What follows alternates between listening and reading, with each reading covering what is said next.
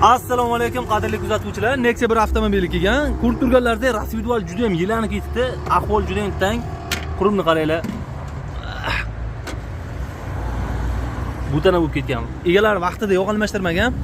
O'shan hisobiga rasvidval yelanib ketdi, taqillab qolgan. Hozir biz buni rasvidvalni ko'tarib olib, yangi rasvidval qo'yib, pulachoklar bilan qo'yib, yog'larni almashtirib, chotga qilib pramyufka qilib beramiz. Akalar 5000 kilometrda har 5000 da benzinda yursanglar 5000 kilometrda, gazda yursanglar, yaxshiroq solsanglar 8000 kilometrgacha yursa, motor chinnida turadi.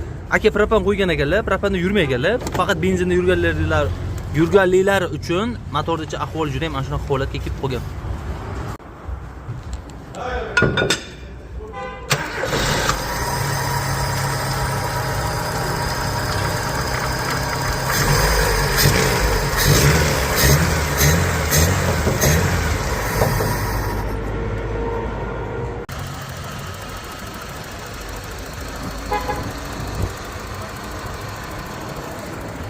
Qadrli kuzatuvchilar, Nexia bir avtomobilimizdan zavod qildik. Ishlashlari juda ham ideal bo'ldi.